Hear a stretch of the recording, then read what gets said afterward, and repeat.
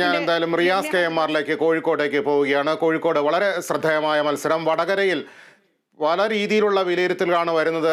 റിയാസ്, ചില മാധ്യമങ്ങളുടെ എക്സിറ്റ് പോളുകളിൽ അവിടെ LDFന് ഒരു മേൽക്കൈ പ്രവചിക്കുന്നു. പക്ഷേ ഒരു നേരിയ വ്യത്യാസം മാത്രമേ ആ എക്സിറ്റ് പോളുകളിൽ കാണാനുള്ളൂ.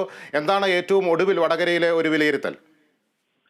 വടകരയിൽ ആര് വിജയിച്ചാലും അത് നേരിയ ഒരു ഭൂരിപക്ഷം മാത്രമേ ഉണ്ടാകുള്ളൂ എന്നാണ് പൊതുവെയുള്ള ഒരു വിലയിരുത്തൽ. എന്തായാലും എക്സിറ്റ് പോളുകൾ ഏറ്റവും ഒടുവിലായി പുറത്തു വന്നത് LDFന് അനുകൂലമായിട്ട് തന്നെ പുറത്തു വന്നിട്ടുണ്ട് എന്നുള്ളതാണ്. അത് നേരിയ ഒരു മുൻതൂക്കം മാത്രമാണ് ABP അടക്കമുള്ള സർവേകൾ പറയുന്നത്. എന്തായാലും ആ കാര്യം വിശദമായി കണ്ടറിയേണ്ട ഒരു കാര്യം തന്നെയാണ്. പക്ഷെ എങ്കിലും ഷാഫി പറമ്പിൽ മികച്ച ഭൂരിപക്ഷത്തിൽ വിജയിക്കുമെന്നൊരു ആത്മവിശ്വാസം UDF ക്യാമ്പുകൾ പ്രകടിപ്പിക്കുന്നുണ്ട്. അതിന് അവർ പറയുന്ന കാരണങ്ങൾ പലതാണ്. കാരണം ഷാഫി പറമ്പിലിന് അവസാന നിമിഷത്തിലെല്ലാം തന്നെ നേരത്തെ ഉണ്ടായിരുന്ന വീഡിയോ വിവാദവുമായി ബന്ധപ്പെട്ട് ഉൾപ്പെടെയുള്ള ഒരു സഹതാപ വോട്ടുകൾ ഷാഫി പറമ്പിലിന് അനുകൂലമായി വന്നിട്ടുണ്ട് എന്ന് പറയുന്നു. ഒപ്പം യുവജനങ്ങൾ ആകർഷിക്കാൻ സാധിച്ചു എന്ന് പറയുന്നു.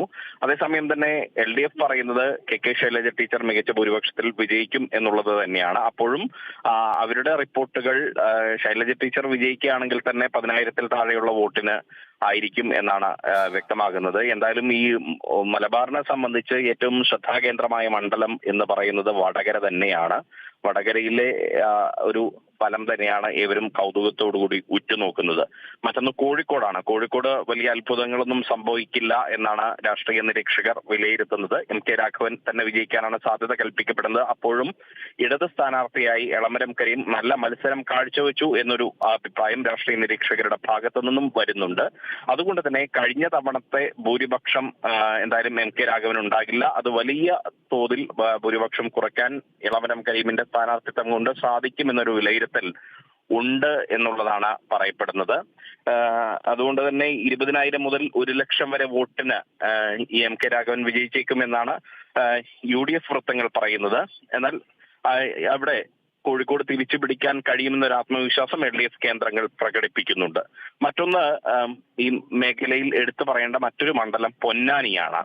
ഈ പൊന്നാനിയിൽ ഇത്തവണ വോട്ടിംഗ് ഭൂരിപക്ഷം അബ്ദുസ്സമദ് സമദാനിയെ സംബന്ധിച്ച് കുറയും എന്നുള്ളതാണ്. കാരണം KS ഹംസയെ പോലെ ഒരു സ്ഥാനാർത്ഥിയെ നിർത്തിയ ഇടതുപക്ഷത്തിൻ്റെത് ഒരു നല്ല രാഷ്ട്രീയ നീക്കമായാണ് പൊതുവെ വിലയിരുത്തപ്പെടുന്നത്. കാരണം KS ഹംസ സമസ്തയുമായി അടുത്ത ബന്ധം പുലർത്തിയ മുസ്ലിം ലീഗിന്റെ മുൻ സംസ്ഥാന സെക്രട്ടറി കൂടിയായ ഒരു നേതാവാണ്. അതുകൊണ്ട് തന്നെ KS ഹംസയ്ക്ക് ഈ സമസ്തയുമായി ബന്ധപ്പെട്ട ആളുകളുടെ വോട്ടുകൾ, സമസ്തയിലെ ലീഗ് വിരുദ്ധരുടെ വോട്ടുകൾ സമാഹരിക്കാൻ സാധിച്ചിട്ടുണ്ട് എന്നൊരു വിലയിരുത്തൽ പൊതുവെ സമസ്തക്കകത്ത് പോലും ഉണ്ട് എന്നുള്ളതാണ് ഒരു യാഥാർത്ഥ്യം. അതുകൊണ്ട് തന്നെ ഇത്തവണ സമദാനിയുടെ ഭൂരിപക്ഷം ഒരു കുറവുണ്ടാകും, അതായത് പൊന്നാനിയിൽ ഒരു കുറവുണ്ടാകും എന്നുള്ളതാണ് മനസ്സിലാക്കാൻ സാധിക്കുന്നത്. മറ്റൊന്ന് മലപ്പുറമാണ്. മലപ്പുറം മുസ്ലിം ലീഗിനെ സംബന്ധിച്ച് മുസ്ലിം ലീഗിന്റെ പൊന്നാപുരം കോട്ടയാണ്.